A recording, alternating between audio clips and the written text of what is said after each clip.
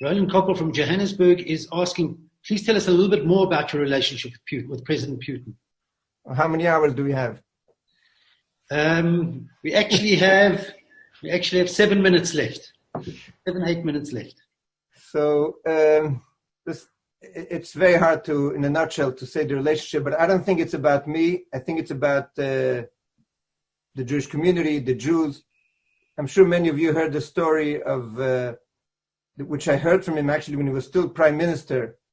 He told me the story of how, as a young child, he grew up in a communal apartment. In the Soviet Union, they used to take these big apartments, divide them into 5, and 5 families to move into an apartment, share the same kitchen, the same restroom, and they all lived in one room. So he lived in such an apartment. They were a very poor family, and next door to him was this Hasidic family who practically adopted him. Because his parents were very poor, they used to work till very late at night. Each one had 2 jobs. So they used to feed him every day, help him with his homework, take him to stores for when they went out shopping. And he remembers the Friday night at the table. He remembers eating gefilte fish. He remembers this father sitting, like he says, taking this cover over his head and praying for a few hours under this big cover. And then sitting down at the Shabbat table. And after finishing the meal, taking out a Talmud and sitting there for hours and learning. He said he never saw love as much as he saw in this family.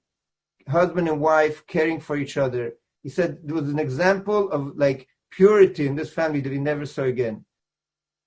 And nobody then knew that this young child is going to become the president of Russia. But before that, when he was vice mayor in St. Petersburg, he heard that the Minister of Education doesn't want to give permission to open a Jewish school. We were trying to open a Jewish school, and the mayor wasn't giving permission. The Minister of Education, sorry. So he asked to bring in the papers, and he called the Minister of Education, and he asked him, why don't you give him permission? He said, listen, I'm Jewish. If I'm going to give permission for the Jews to open the Jewish school, they're going to say, because you're Jewish, that's why you're giving permission for the Jews to open the school.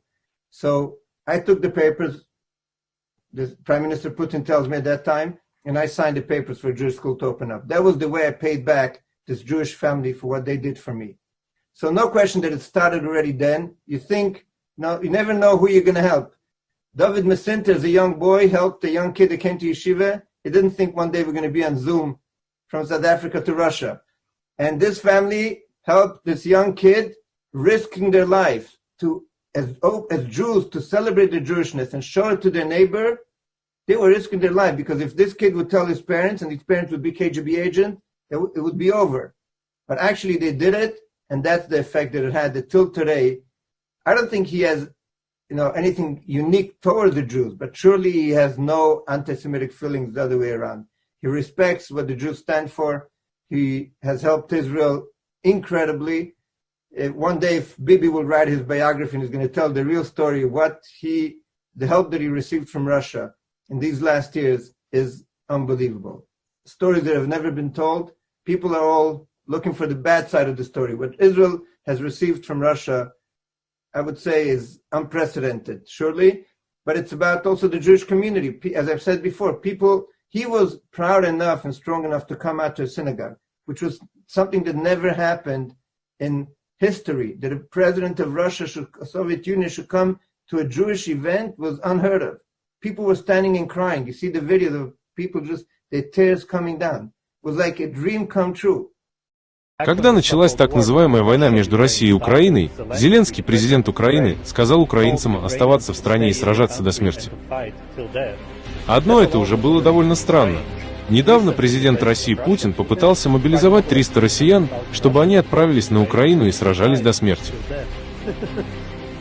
Официально это русские воюют против украинцев, но на самом деле это русские воюют против русских, потому что украинцы — это русские. Ты не можешь отличить одно от другого. Они выглядят одинаково, потому что они в буквальном смысле генетически одни и те же люди. Настоящее российское вторжение длилось бы неделю, но это затягивается на месяцы.